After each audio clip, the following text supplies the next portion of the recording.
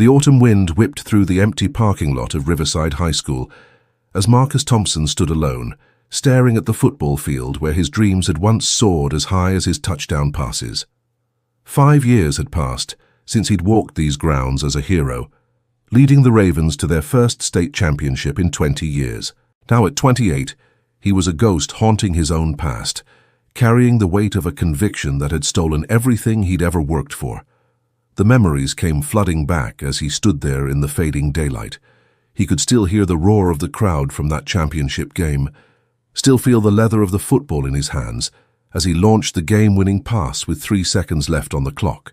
The whole town had celebrated that night, carrying him on their shoulders through downtown Riverside as if he were a conquering hero returning from battle. Marcus had been the pride of Riverside, Texas, a small town of 15,000 souls where Friday night lights weren't just entertainment, they were religion. His rocket arm and natural leadership had earned him more than just local fame. College scouts from across the nation had flocked to this dusty corner of East Texas to watch him play.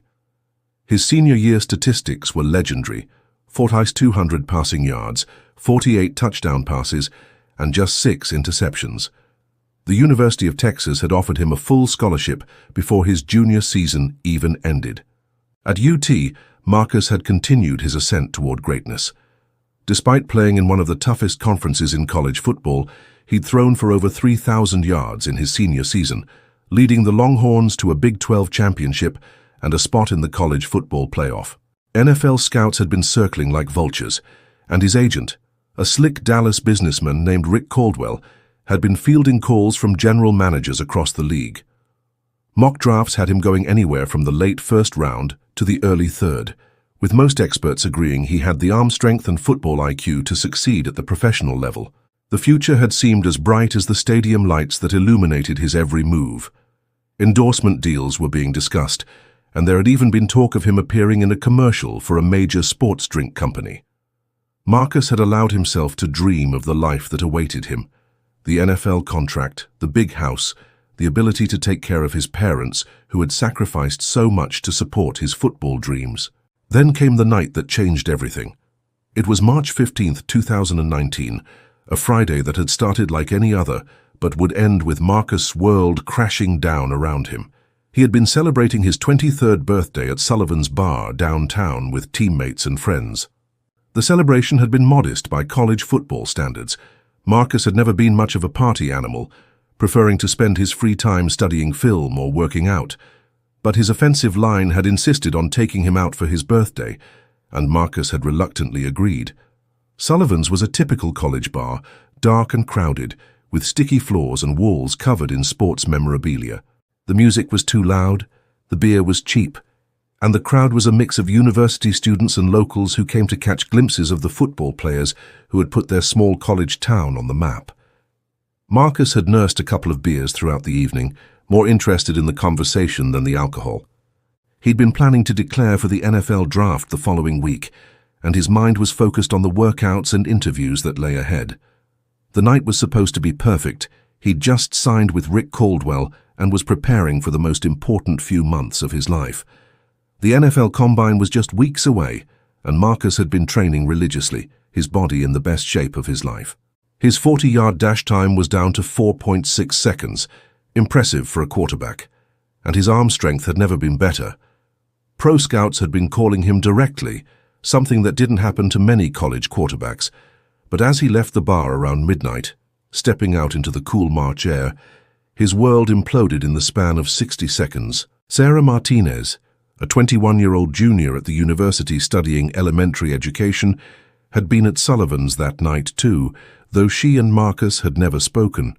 She'd been there with her roommate Jessica and 2 other friends, celebrating the end of spring break and dreading the return to classes. Sarah was the kind of student who took her studies seriously. She maintained a 3.7 GPA, while working part-time at the campus bookstore to help pay for school. She came from a working-class Mexican-American family in Houston, and her parents had sacrificed greatly to send her to college. Sarah had left the bar alone around 12:10 a.m., walking toward her car in the dimly lit parking lot behind the building. She'd had just 2 drinks over the course of 4 hours and felt completely sober. But the March night was chilly, and she was eager to get back to her apartment. She'd parked near the back of the lot, away from the main entrance, because those spots were free while the closer ones required payment. The attack happened fast and without warning. Sarah had just unlocked her car when she heard footsteps behind her. Before she could turn around, something hard struck her in the back of the head, sending her sprawling to the asphalt. She tried to scream, but a gloved hand clamped over her mouth. Her attacker was strong, much stronger than her, and despite her attempts to fight back, she was quickly overwhelmed. The assault was brutal and methodical. Her attacker seemed to know exactly what he was doing, moving with a practiced efficiency that suggested this wasn't his first time. He took her purse, her jewelry, even her shoes. But the attack wasn't just about robbery. Sarah fought as hard as she could, managing to scratch her attacker's arms and face. But eventually, she lost consciousness from a blow to the head. She was found 20 minutes later by another bar patron, lying unconscious in a pool of her own blood. The paramedics arrived within minutes, rushing her to Riverside General Hospital, where she underwent emergency surgery for a fractured skull and severe brain trauma. For 3 days, she lay in a coma while her family maintained a vigil at her bedside, and the police began their investigation. Detective Ray Morrison, a 20-year veteran of the Riverside Police Department, caught the case. Morrison was a thorough investigator with a reputation for solving difficult cases, but he was also under tremendous pressure from his superiors to find the perpetrator quickly. Sexual assaults, especially violent ones like this, created public panic and demanded swift action from law enforcement. The initial investigation focused on the bar itself. Morrison and his partner, Detective Linda Hayes, interviewed dozens of people who had been at Sullivan's that night, trying to piece together Sarah's final hours before the attack. Security cameras inside the bar showed Sarah with her friends, appearing relaxed and enjoying herself.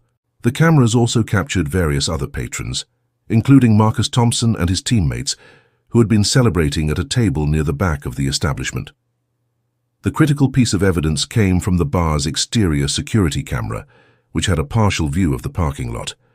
The camera had captured Sarah walking to her car alone, but the resolution was poor and the lighting inadequate.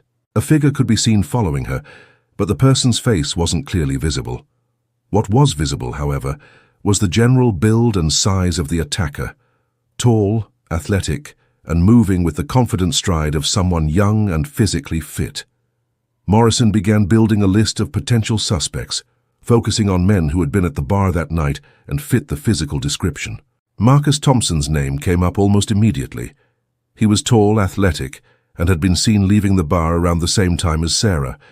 Moreover, he was a high-profile figure whose arrest would generate headlines and demonstrate that the police department was serious about solving the case. When Sarah finally woke up 3 days later, she was confused, disoriented, and suffering from severe memory problems related to her head injury. Dr. Amanda Foster, the neurologist treating her, explained that traumatic brain injuries often caused memory issues and that Sarah might never fully remember the details of the attack. But Morrison was eager to get whatever information he could from the victim. The photo lineup was conducted in Sarah's hospital room, just hours after she regained consciousness. Morrison later claimed he had followed proper procedure, but the reality was far more problematic. Sarah was still heavily medicated, struggling with double vision, and barely able to stay awake for more than a few minutes at a time. The 6 photos shown to her included Marcus Thompson as official university portrait, a professional headshot that looked very different from the casual photos of the other potential suspects. "Take your time," Morrison had said, though his body language suggested urgency. "Do any of these men look familiar?" Sarah stared at the photos through eyes that wouldn't focus properly, her head pounding from the effort of concentrating. The faces seemed to swim together, but one stood out. The professional quality of Marcus's photo drew her attention.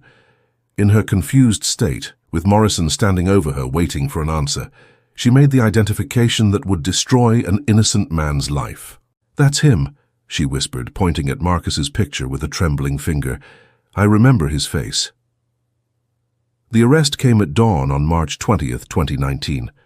Marcus was jolted awake by the sound of his apartment door being kicked in, FBI agents flooding his small living room with weapons drawn. He'd been deep asleep, dreaming about the NFL Combine, when suddenly he was face down on his bedroom floor with a knee in his back and handcuffs cutting into his wrists. "Marcus Thompson, you're under arrest for aggravated sexual assault and robbery," the lead agent announced, reading him his rights while Marcus's neighbors gathered in the hallway to watch the spectacle. His apartment complex was modest, the kind of place where college students and young professionals lived, and word of his arrest spread through the building within minutes. By the time Marcus was loaded into the police car, news vans were already arriving. Someone had tipped off the media, and the arrest was being broadcast live on the local morning shows. His neighbors watched from their windows as he was driven away in handcuffs, the local news cameras already rolling. By noon, the story was everywhere. Star quarterback arrested for brutal assault. The mugshot taken at the county jail became an iconic image, reproduced on every news website and social media platform. Marcus looked stunned and disheveled, his hair messy from sleep, his eyes wide with disbelief. It was a far cry from the confident, smiling portraits that had graced sports magazines just months earlier. The media coverage was immediate and overwhelming. ESPN ran the story as their lead, with analysts debating whether Marcus's football career was over before it had really begun. Sports Illustrated published a lengthy piece titled "The Fall of a Rising Star," detailing Marcus's journey from small-town hero to accused felon. Social media exploded with opinions, hashtags, and hot takes, with most people assuming guilt based solely on the charges. The trial was scheduled for October 2019, giving both sides several months to prepare their cases. The prosecution was led by District Attorney Richard Lawson, an ambitious politician who was running for re-election and needed a high-profile conviction to boost his campaign. Lawson was known for his theatrical courtroom style and his ability to connect with juries through emotional appeals rather than just facts and evidence. Marcus's family hired the best attorney they could afford, Janet Reed, an experienced criminal defense lawyer from Austin who had handled several high-profile cases. Reed was smart, thorough, and passionate about her work, but she was also operating with limited resources compared to the prosecution's full team of investigators and experts. The months leading up to the trial were a nightmare for Marcus and his family. His parents, James and Dorothy Thompson, had to take out a second mortgage on their house to pay for his legal defense. James worked double shifts at the petroleum plant where he'd been employed for 25 years, while Dorothy took on extra housekeeping jobs to help cover the mounting legal bills. The financial strain was just the beginning.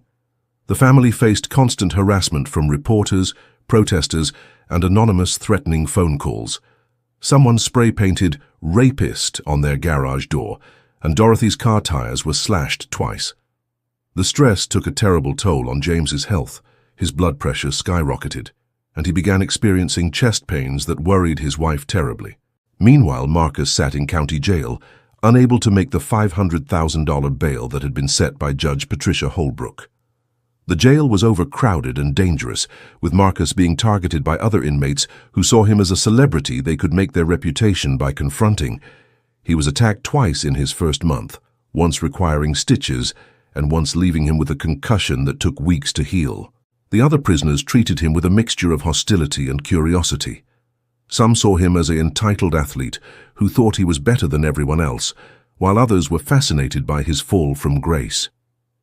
Marcus learned quickly to keep his head down, avoid eye contact, and never show weakness. The confident young man who had commanded the respect of teammates and coaches became withdrawn and hypervigilant, constantly watching for threats. Janet Reed worked tirelessly to build Marcus's defense, but she faced significant challenges from the beginning. The prosecution had painted Marcus as a privileged athlete who believed he was above the law, a narrative that resonated with many people who resented the special treatment often given to sports stars. Lawson's team had also done an excellent job of presenting Sarah Martinez as a sympathetic victim whose life had been destroyed by Marcus' alleged actions.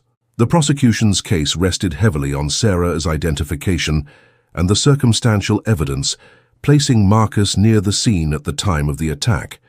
They argued that Marcus had approached Sarah in the parking lot, been rejected, and then attacked her in a rage. The timeline was tight but possible, Security cameras showed Marcus leaving Sullivan's at 11:47 p.m., and the attack occurred around 12:15 a.m. The prosecution claimed this gave him enough time to circle back and wait for Sarah in the parking lot. Reed fought back with everything she had, but Marcus's alibi was frustratingly weak. He claimed to have gone straight home after leaving the bar, a journey that should have taken about 15 minutes. But he lived alone in his apartment, had no roommates or visitors who could verify his whereabouts, and had spent the rest of the night asleep. His cell phone showed no activity after midnight, which the prosecution argued actually supported their timeline. The DNA evidence was problematic for both sides. The attacker had worn a condom, preventing the collection of the most definitive biological evidence. The only DNA found was a small amount of skin cells under Sarah's fingernails, but the sample was too degraded and contaminated to provide a clear match to anyone. The defense argued this proved Marcus's innocence, while the prosecution claimed it simply showed the attacker's sophistication and planning. Reed also tried to highlight inconsistencies in Sarah's memory and identification. Sarah's description of her attacker had varied between interviews, and she had initially mentioned seeing tattoos on his arms, something Marcus didn't have. But the prosecution's expert witnesses explained that memory problems were common after traumatic brain injuries, and that these inconsistencies didn't necessarily mean her identification was wrong. The defense's biggest challenge was the lack of alternative suspects. Reed had investigated several other men who had been at Sullivan's that night, but none had criminal records or other factors that made them compelling alternative perpetrators. The prosecution had effectively eliminated other possibilities during their investigation, leaving Marcus as the only viable suspect in the minds of most observers. As the trial date approached, public opinion seemed firmly against Marcus. Local newspapers ran editorials calling for justice, and victims' rights groups organized rallies outside the courthouse. The university had already dismissed him from the team and revoked his scholarship, effectively ending his college career. NFL scouts who had once courted him now avoided any association with his name. The trial began on October 7, 2019, in a courthouse packed with reporters, spectators, and family members from both sides. Judge Holbrook, a stern woman in her 60s with a reputation for running an efficient courtroom, had imposed strict rules about media coverage and courtroom behavior. But the tension was palpable, as both legal teams prepared to present their cases to a jury of 12 Riverside County residents. District Attorney Lawson's opening statement was masterful, painting a picture of the entitled athlete who had grown accustomed to getting whatever he wanted and had reacted violently when rejected. He described Sarah as an innocent young woman whose only crime was being in the wrong place at the wrong time and whose life had been shattered by Marcus's selfish actions. "Ladies and gentlemen of the jury," Lawson said, pacing in front of the jury box with practiced theatrical flair, "this case is about power, privilege, and what happens when someone who has always gotten their way suddenly doesn't. Marcus Thompson was used to being the star, used to being celebrated, used to having doors opened for him wherever he went. But on the night of March 15th, when Sarah Martinez didn't give him what he wanted, he took it anyway." Reed's opening was more subdued, but equally passionate, focusing on the presumption of innocence and the lack of physical evidence connecting Marcus to the crime. She urged jurors to look beyond the headlines and social media posts, to focus on the facts rather than emotions, and to remember that being accused of a crime was not the same as being guilty of one. "My client is innocent," Reed said simply, looking each juror in the eye. "He did not commit this terrible crime, and over the next several days, I will show you that the evidence, the real evidence, not speculation or assumptions, does not support the charges against him." The prosecution's case was methodical and compelling. They called nearly 20 witnesses over 4 days, building a timeline that placed Marcus at the scene with opportunity and motive. Bar employees testified about seeing Marcus drinking that night and his demeanor when he left. The security expert who analyzed the parking lot footage testified about the attacker's height and build, which matched Marcus's general description. But the most powerful moment came when Sarah Martinez took the stand. She had recovered significantly from her injuries, though she still suffered from occasional headaches and memory problems. Dressed conservatively in a dark blue suit, She appeared fragile but determined as she was sworn in. Sarah's testimony was heartbreaking.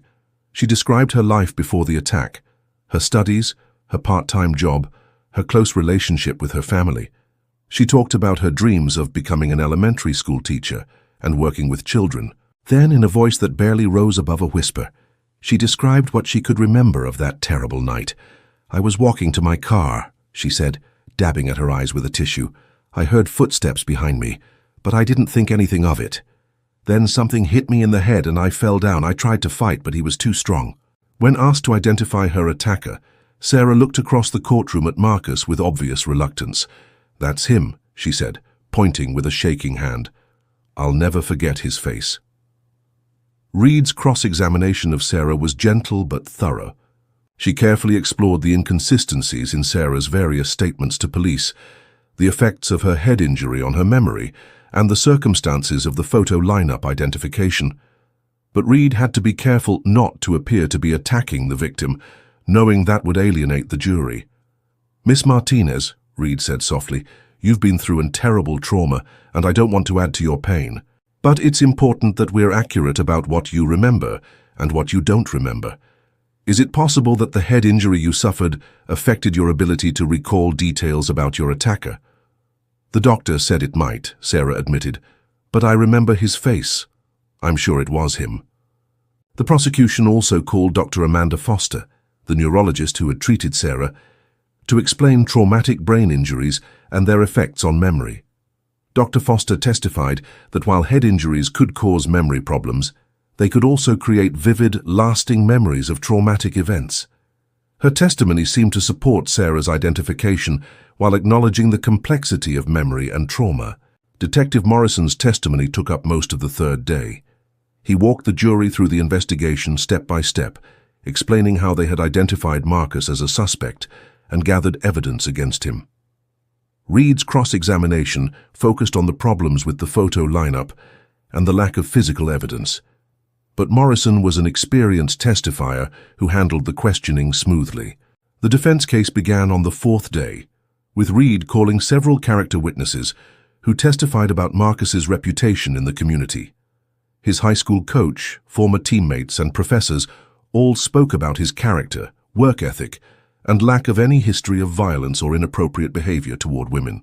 But Reed knew that character testimony, while important, was rarely enough to overcome strong victim identification. Marcus himself took the stand on the fifth day, a risky decision that Reed had agonized over for weeks. In some cases, having the defendant testify could be powerful, but it also opened him up to cross-examination by the prosecution. Reed ultimately decided that the jury needed to hear directly from Marcus, to see him as a real person, rather than just the accused sitting at the defense table.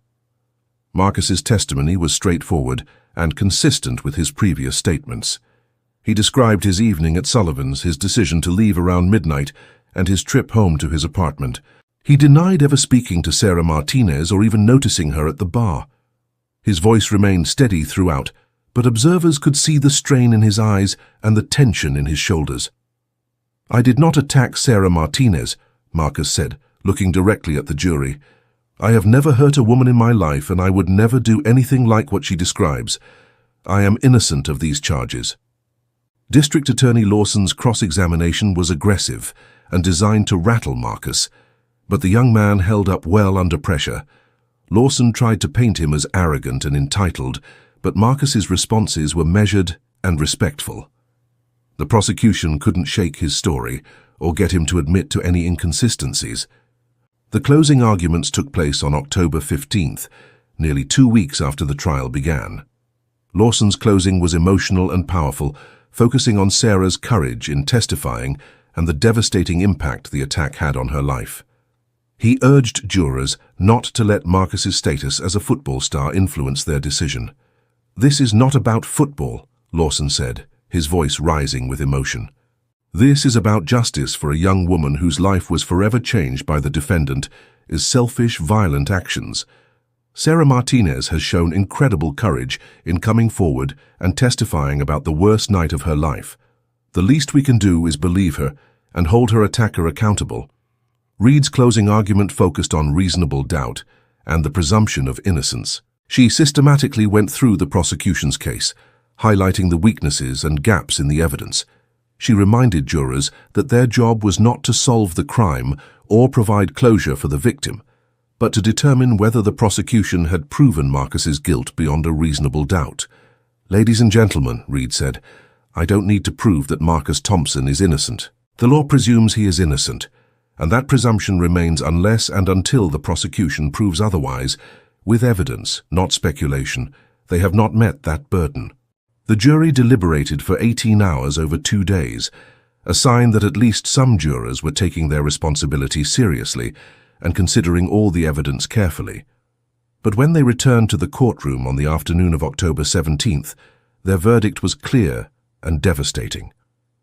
"We, the jury, find the defendant Marcus Thompson guilty on all counts," the foreman announced, his voice echoing through the packed courtroom. Marcus felt his knees buckle as the words echoed through the room.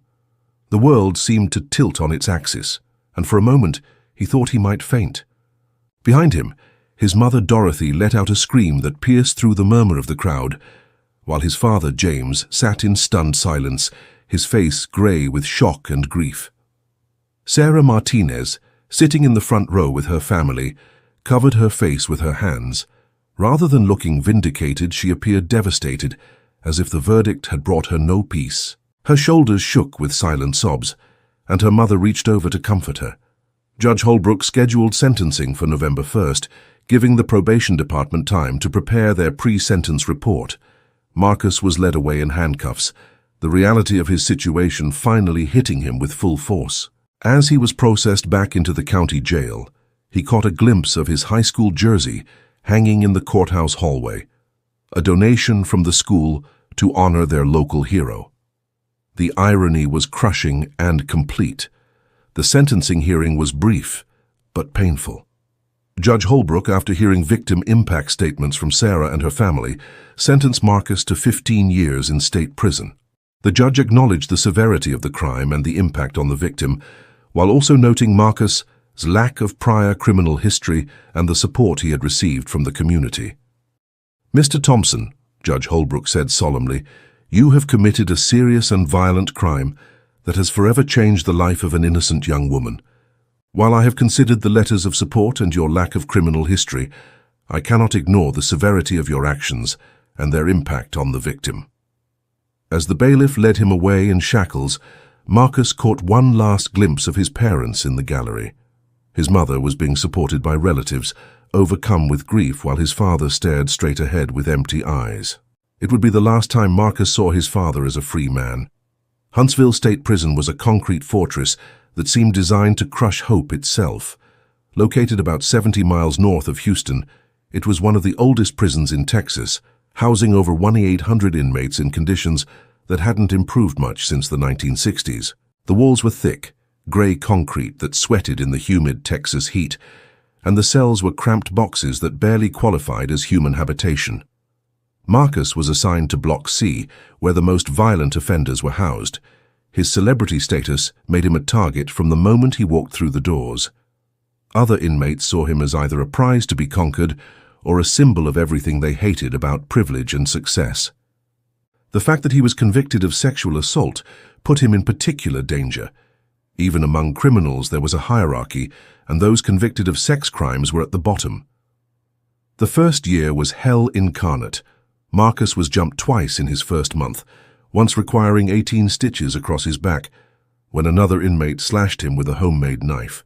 The second attack left him with a concussion and 2 broken ribs, courtesy of 3 inmates who cornered him in the laundry room. He learned quickly to sleep with one eye open, to never turn his back on anyone, and to never show weakness of any kind. The guards offered little protection. Some seemed to enjoy watching the fallen star get humbled.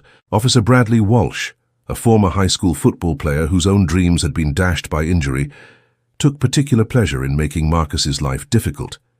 He would conduct unnecessary cell searches, confiscate Marcus's legal papers, and look the other way when other inmates threatened him. "Not so tough now, are you, hotshot?" Walsh would whisper during late-night rounds. "Where's your offensive line now? Where are all those fans cheering for you?" But Marcus refused to break, drawing on reservoirs of mental strength he hadn't known he possessed. He remembered the lessons his father had taught him about perseverance, about standing up for what was right, even when it was difficult. He thought about his mother's faith, about her belief that God had a plan, even when that plan was impossible to understand. Gradually, Marcus began to find his place in the prison ecosystem. He discovered that many of his fellow inmates were functionally illiterate, men who had been failed by the education system long before they ended up behind bars. Marcus began helping them with reading and writing, using skills he had developed during his education major at UT. Word spread that the former quarterback could help with legal documents, letters to family members, and GED preparation. The prison's education director, a middle-aged woman named Carol Henderson, who had worked in the system for 20 years, noticed Marcus's work with other inmates. She offered him a position as a tutor in the prison's education program, a job that paid a few dollars a day and gave him something constructive to do with his time. "You're good at this," Henderson told him, after watching him work with a group of inmates preparing for their GED exams. "You have a gift for explaining things in ways people can understand. Have you ever thought about becoming a teacher?" Marcus had actually majored in education at UT, planning to teach and coach after his NFL career ended. The irony wasn't lost on him that he was now doing exactly what he had planned to do, just in circumstances he could never have imagined. He threw himself into the education programs with the same intensity he had once brought to football. He earned his GED instructor certification through a correspondence program, studying late into the night by the dim light of his cell. He started a book club that met twice a week in the prison library, discussing everything from Malcolm X's autobiography to Shakespeare's plays. The discussions were passionate and thoughtful, with men who had never read a book before high school graduation, engaging with complex literature and ideas. Marcus also began investigating his own case with the methodical precision he had once applied to reading defenses and analyzing game film. He spent hours in the prison's law library, teaching himself criminal procedure, evidence rules, and appellate practice. The law library was a refuge of sorts, a quiet place where he could focus on something other than the daily grind of prison life. He filed appeal after appeal, each one carefully researched and professionally written. But the court seemed uninterested in revisiting a case with such clear victim testimony and circumstantial evidence. His first appeal, filed by Janet Reed, was rejected by the Texas Court of Criminal Appeals without comment. His subsequent pro se appeals met the same fate, dismissed with brief orders that offered no hope for relief. The years crawled by like wounded animals dragging themselves across broken glass. Marcus watched through barred windows as seasons changed and the world moved on without him. He followed sports through whatever newspapers and magazines he could get his hands on, watching his former UT teammates get drafted and begin their professional careers. Some sent letters in the first year or two, but the correspondence dwindled as they built lives and careers that Marcus would never have. His father, James, visited faithfully for the first 3 years, making the 4-hour drive from Riverside to Huntsville every month, despite his declining health. The visits were painful for both men. James aged visibly with each trip, his hair turning completely gray and his shoulders stooping under the weight of his son's imprisonment. They would sit across from each other in the visiting room, separated by thick plexiglass, and struggle to find things to talk about. "How are you holding up, son?" James would ask, the same question every month. "I'm doing okay, Dad," Marcus would reply, the same lie every month. "How's Mom?" "She's hanging in there. She wanted to come, but you know how hard this is for her." Dorothy Thompson had visited only once, during Marcus's first month in prison. The experience had been so traumatic for her that she hadn't been able to return. She couldn't bear to see her son in prison. Clothes couldn't handle the indignity of the searches and security procedures. Couldn't accept that her boy, the same child she had cheered for at high school football games, was locked up with murderers and thieves. Instead, she wrote letters, long, loving letters filled with news from home, updates about church activities, and constant reassurances that she believed in his innocence. She sent care packages when the prison rules allowed, filled with his favorite snacks and toiletries. Each letter ended the same way.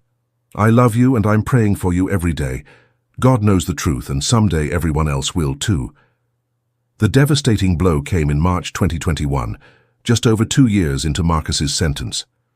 James Thompson suffered a massive heart attack while working in his garage, dying before the paramedics could reach him. Prison authorities allowed Marcus to call his mother, but he was not permitted to attend the funeral. A denial that felt like another conviction. Dorothy's voice on the phone was hollow with grief. "He never stopped believing in you," she said through her tears. "Even at the end, he was talking about proving your innocence and bringing you home." The loss of his father hit Marcus harder than any physical beating he had endured in prison. James had been his hero, the man who had taught him to throw a football and, more importantly, had taught him what it meant to be a man of integrity. Now he was gone, and Marcus hadn't even been able to say goodbye. The grief nearly broke him. For weeks, Marcus could barely function. He stopped eating regularly, stopped participating in his education programs, and withdrew from the friendships he had built with other inmates. He spent hours staring at the wall of his cell, consumed by guilt and regret. If he hadn't been wrongfully convicted, he would have been there for his father's final years. If he had taken a plea deal, he might have been released in time to spend some time with the man who had given him everything. It was Carol Henderson who pulled him out of his depression. She found him in the library one afternoon, staring blankly at an open book he hadn't been reading. "Your father wouldn't want this," she said simply, sitting down across from him. "From what you've told me about him, he'd want you to keep fighting, keep helping others, keep being the man he raised you to be." Henderson was right, and Marcus knew it. Slowly, he began to re-engage with life, throwing himself back into his teaching and his legal research with renewed determination. He expanded the prison's book club, started a creative writing group, and began tutoring inmates working toward college degrees through correspondence programs.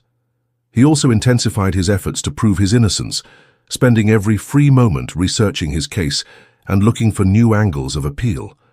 Meanwhile, outside the prison walls, the world was changing in ways that would eventually impact Marcus's case. Social media had evolved from a curiosity to a dominant force in American culture, and with it came new forms of activism and awareness. The Me Too movement had highlighted issues of sexual assault and victim credibility, but it had also led to increased scrutiny of the criminal justice system and its treatment of the accused. Podcasts had exploded in popularity, particularly true crime podcasts that examined cases with the kind of detail and nuance that traditional media often lacked. Shows like Serial and My Favorite Murder had created a new generation of amateur sleuths and criminal justice reform advocates who questioned official narratives and looked for signs of wrongful convictions. Sarah Martinez, meanwhile, was struggling with her own demons in the years following Marcus's conviction. The attack had left her with chronic headaches, memory problems, and post-traumatic stress disorder that made it difficult for her to function in daily life.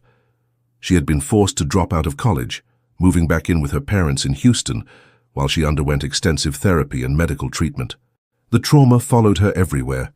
She couldn't be in parking lots alone, couldn't go to bars or crowded places, couldn't even watch football games without being reminded of her attacker.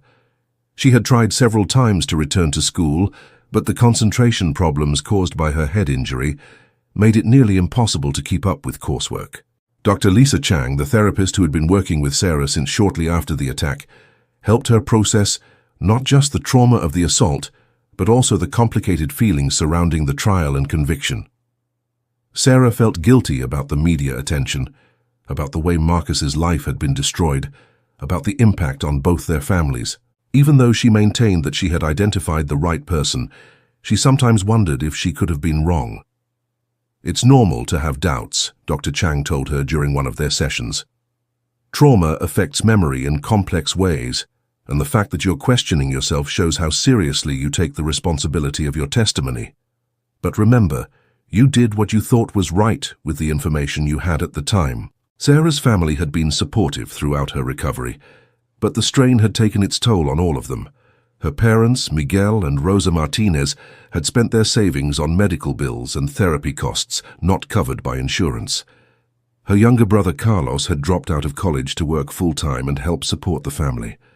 The ripple effects of that one terrible night seemed to spread endlessly, affecting everyone who cared about Sarah. In therapy sessions, Sarah would sometimes mention details that bothered her about her memories of the attack. Why couldn't she remember more about her attacker's voice? Why had she been so certain it was Marcus, when something about his face had seemed somehow wrong? Her therapist encouraged her to trust her memories, while also helping her cope with the natural uncertainty that follows trauma. The mind protects us from trauma in different ways, Dr. Chang explained. Sometimes it blocks out details that are too painful to remember. Sometimes it fills in gaps with information from other sources. The important thing is that you survived, and that you did your best to help the police find who hurt you. But as the years passed, Sarah's doubts grew stronger rather than weaker. She avoided all coverage of Marcus's case, trying to move forward with her life, but the nagging questions never entirely went away. She had dreams sometimes where she saw her attacker's face clearly and it wasn't Marcus Thompson. She would wake up in cold sweats, wondering if her testimony had sent an innocent man to prison. The breakthrough that would eventually free Marcus came from an unexpected source. Investigative journalist Rebecca Walsh, whose true crime podcast Wrongful had gained a massive following for its deep dives into questionable convictions. Rebecca was a former newspaper reporter who had turned to podcasting after being laid off during the media industry's contraction in the late 2010s.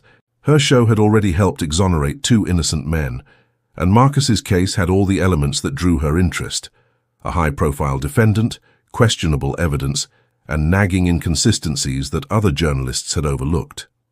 Rebecca first learned about Marcus's case in early 2024 when a listener sent her a detailed email outlining the problems with the conviction. The listener, a criminal justice student at the University of Houston, had written a paper about wrongful convictions and had identified several red flags in Marcus's case. The rushed photo lineup, the lack of physical evidence, the reliance on a single traumatized witness. All were factors that had contributed to known wrongful convictions in other cases. Intrigued, Rebecca began her investigation by diving deep into the trial transcripts and police reports. What she found troubled her immediately. The photo lineup procedure had been flawed from the beginning, conducted with a victim who was heavily medicated and suffering from a serious head injury. The other potential suspects had been eliminated too quickly, without thorough investigation. Most troubling of all, she discovered that the night of the attack, a serial sexual predator named Tony Vasquez had been released from county jail just 6 hours before Sarah was assaulted. Tony Vasquez was a career criminal with a long history of violent crimes against women. He had been picked up on a parole violation 3 days before the attack, but was released due to jail overcrowding, a fact that had somehow never made it into Marcus's trial. Rebecca obtained Vasquez's booking photos and was struck by how closely he matched the physical description Sarah had originally given police, including details about tattoos that had been dismissed as trauma-induced hallucinations. Rebecca spent months tracking down everyone connected to the case, conducting interviews and gathering information that painted a very different picture of what had happened that night. She discovered that Detective Morrison had focused on Marcus almost immediately after learning he was at the bar, and had failed to thoroughly investigate other potential suspects. The pressure to solve the case quickly, combined with the high-profile nature of arresting a star athlete, had created tunnel vision that blocked out other possibilities. More disturbing still, Rebecca found 3 other women who had been attacked in similar circumstances over the past 5 years, all in towns within 50 miles of Riverside. The attacks followed an identical pattern. Young women leaving bars late at night, assaulted in parking lots, robbed and beaten by an attacker who seemed to know exactly what he was doing. In each case, the attacker had been described as a Hispanic male in his 30s, with distinctive tattoos on his forearms, exactly matching Tony Vasquez's description. Rebecca interviewed 2 of these other victims, women who had never connected their attacks to Marcus's case.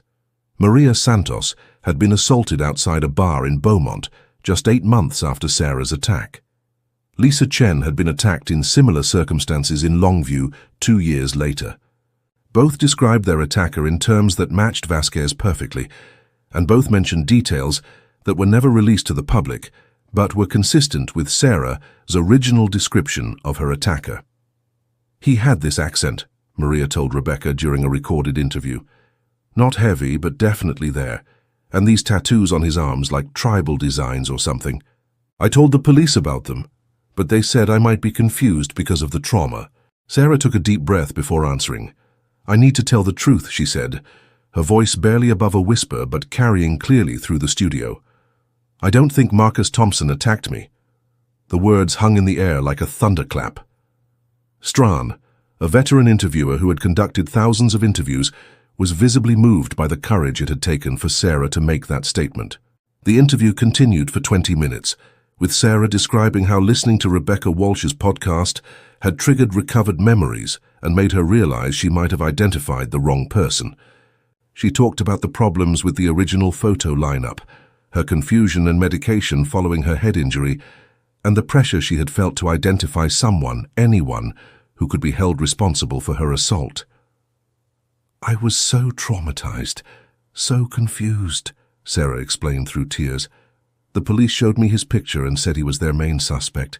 I wanted to help, wanted to make sure the person who hurt me was caught, but I think I was wrong. I think I sent an innocent man to prison, and I can't live with that anymore.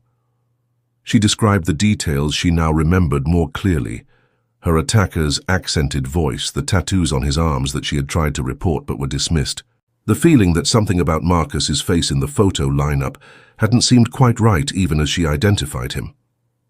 The man who attacked me was shorter than Marcus, and heavier, she said. His voice was different. When I saw the photos of Tony Vasquez in the podcast, something clicked. That looked more like the person I remembered. Strawn asked about the criticism she might face for changing her story. Sarah's response was heartbreaking in its honesty. I know people will be angry with me. I know they'll say I should have been sure before I testified, but I was doing the best I could with what I knew at the time. Now I know more, and I have to speak the truth, even if it's hard.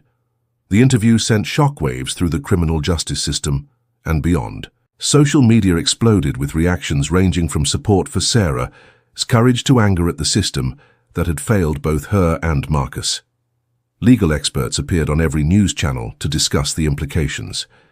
Victims' rights advocates debated whether Sarah's recantation helped or hurt other victims who might be afraid to come forward.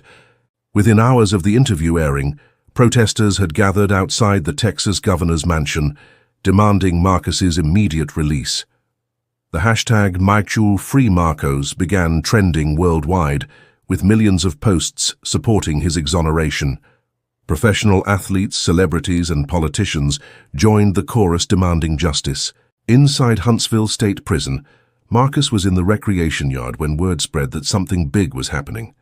Inmates who had access to television were buzzing with excitement, and several guards were huddled around their phones watching news coverage. Marcus had learned not to get his hopes up over the years. There had been other moments when it seemed like his case might gain attention, only to have nothing come of it. But when he was called to the warden's office and saw Sarah Martinez's face on the television screen, heard her words, he felt something he had almost forgotten how to feel: hope. For the first time in nearly 6 years, Marcus allowed himself to believe that he might actually walk out of prison as a free man. The legal machinery moved with unprecedented speed. Within 72 hours of Sarah's interview, Marcus's new attorneys, a team of high-powered lawyers who had taken his case pro bono after the podcaster's success, had filed an emergency motion for a new trial based on newly discovered evidence and prosecutorial misconduct.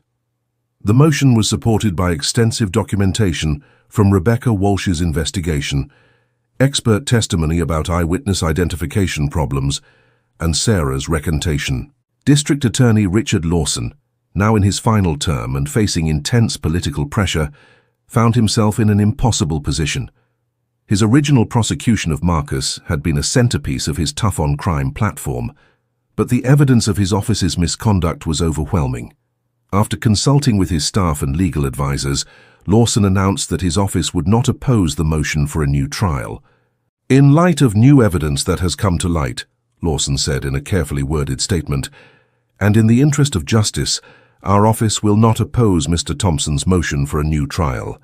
We remain committed to finding and prosecuting the person truly responsible for this terrible crime." Judge Patricia Holbrook, now in her 70s and nearing retirement, scheduled an emergency hearing for November 20th. The same judge, who had sentenced Marcus to 15 years in prison, would now consider whether to overturn that conviction based on new evidence and procedural violations that had occurred in her own courtroom. The hearing was packed with reporters, legal observers, and supporters from both sides. Dorothy Thompson sat in the front row, wearing her best dress and clutching a rosary she had carried to every court hearing for 6 years. Sarah Martinez was also present, having flown in from Houston, despite knowing she would face hostile questioning from those who still believed Marcus was guilty. The proceedings were swift and decisive. Marcus's attorneys presented the evidence methodically: the Brady violations, the flawed identification procedure, the evidence of Tony Vasquez's pattern of similar crimes, and Sarah's recantation. The prosecution offered no rebuttal, and Judge Holbrook quickly ruled from the bench. The court finds that substantial new evidence has been presented that was not available at the time of trial, Judge Holbrook announced, her voice carrying clearly through the packed courtroom. Furthermore, the court finds that prosecutorial misconduct occurred in the failure to disclose potentially exculpatory evidence to the defense. Mr. Thompson's conviction is hereby vacated, and he is ordered released immediately pending a decision by the state on whether to retry this case. The courtroom erupted in cheers and tears. Dorothy Thompson collapsed into the arms of her relatives, overcome with joy and relief. Marcus, appearing via video link from the prison, showed little emotion. 6 years of incarceration had taught him not to celebrate until he was actually walking through the prison gates. Marcus reached across the table and gently took her hand, a gesture that surprised both of them with its naturalness. "We're both survivors," he said simply, his voice calm and without anger. "We both did what we thought was right with the information we had. The system failed us, not the other way around." Their conversation lasted 2 hours, both finding a measure of healing in the other's forgiveness and understanding. Sarah talked about her recovery from the attack and the difficult years that followed. Marcus described his time in prison and his work with other inmates. They found common ground in their shared experience of trauma and their determination to prevent others from suffering as they had. "I want to work with you," Sarah said as their meeting drew to a close. "I want to help fix the system that hurt both of us. Will you let me do that?" Marcus nodded, moved by her courage and commitment. "I'd be honored to work with you," he said. "Together, maybe we can make sure this doesn't happen to anyone else." Sarah became one of the most effective advocates for criminal justice reform, working alongside Marcus to improve eyewitness identification procedures and ensure that other victims and defendants wouldn't suffer as they had. Her perspective as someone who had been both victim and inadvertent cause of wrongful conviction gave her unique credibility in speaking about the system's flaws. As for Marcus, the question everyone asked was whether he would try to resume his football career. At 28, he was theoretically still young enough to play professionally, and several teams had expressed interest in giving him a tryout. The story of his wrongful conviction and exoneration had made him a household name, and there would have been tremendous public interest in his return to the field. But Marcus had changed fundamentally during his years behind bars. The game that had once been his entire world now seemed less important than the work he was doing to reform the system that had nearly destroyed him. He had found purpose in education and advocacy, and the idea of returning to football felt like moving backward rather than forward. He did return to football, but as a coach and mentor rather than a player. Riverside High School, eager to make amends for the community's role in his wrongful conviction, offered him the position of head coach. The school board had voted unanimously to extend the offer, and the community had rallied around the idea of bringing their local hero home. Marcus accepted the position, returning to the field where his journey had begun more than a decade earlier. The irony wasn't lost on him. He was back where he started. But everything had changed. He was no longer the confident young man who had once dominated high school football. He was a survivor who understood the fragility of dreams and the importance of second chances. The football program had struggled in the years since Marcus's arrest and conviction. The community had been divided and demoralized, and several coaches had come and gone without making much impact. Marcus's return brought renewed energy and hope, but also the challenge of rebuilding a program that had lost its way. His coaching philosophy was shaped by his experiences in prison, where he had learned that every person had value and potential regardless of their circumstances. He focused on discipline, teamwork, and personal responsibility, but also on education and character development. He insisted that his players maintain good grades and participate in community service, understanding that football was just one part of their development as young men. On a crisp Friday night in September 2025, Marcus stood on the sidelines of the same field where he had once been a star, watching a new generation of Ravens prepare for battle against their traditional rivals. The stadium was packed beyond capacity, with people coming from hundreds of miles away to witness his homecoming. The crowd included former teammates, college coaches, NFL players, and countless supporters who had followed his story. The pre-game ceremony was emotional and powerful. The school had planned to retire Marcus's number 12 jersey, an honor that had been postponed indefinitely after his arrest, but was now finally taking place. As his jersey was raised to the rafters alongside other Riverside legends, Marcus looked up at the Friday night lights that had once illuminated his dreams as a player and now illuminated his purpose as a coach. But the most meaningful moment came when he spotted Sarah Martinez in the crowd, sitting quietly in the upper deck with her family. She had driven over from Houston to be there, wanting to show her support for Marcus's new beginning. When their eyes met across the stadium, Marcus raised his hand in a small wave, a gesture of acknowledgement, forgiveness, and hope. Sarah waved back, tears glistening in the stadium lights, both of them finally able to move forward from the nightmare that had consumed too many years of their lives. The Ravens won that night, 28-14, in a game that was competitive and well played, despite the emotional circumstances. But the real victory was measured in something far more valuable than points on a scoreboard. It was the restoration of a man's good name, the healing of a community's conscience, and the reminder that in America, justice delayed is not always justice denied. Sometimes it's just justice taking the long way home.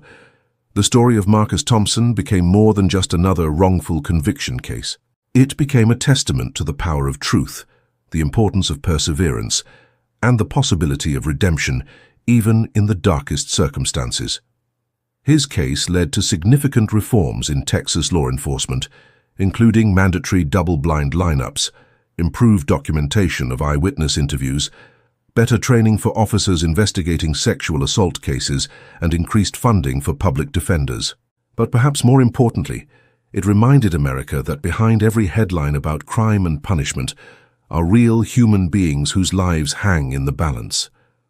Marcus had lost 5 irreplaceable years of his life, years when he should have been building a career, starting a family, and pursuing his dreams. But he chose to use his remaining years to ensure that others wouldn't suffer the same fate, transforming his personal tragedy into a force for positive change. As he walked off the field that Friday night, surrounded by players who looked up to him, not just as a coach, but as a symbol of resilience and redemption, Marcus Thompson knew that while his story had been one of injustice, it was also ultimately one of triumph. The lights that had once seemed to mock his fall from grace now illuminated a different kind of victory. The victory of a man who had faced the worst the system could throw at him and emerged not broken, but stronger. Not bitter, but determined to make the world a little more just. The scoreboard that night showed Ravens 28, visitors 14, but the real score was measured in lives changed, systems reformed, and hope restored. Marcus Thompson had lost his chance at NFL stardom, but he had gained something perhaps more valuable, the knowledge that he had turned his suffering into purpose, his pain into progress, and his personal nightmare into a beacon of hope for others who found themselves trapped in a system that sometimes fails the very people it's meant to protect.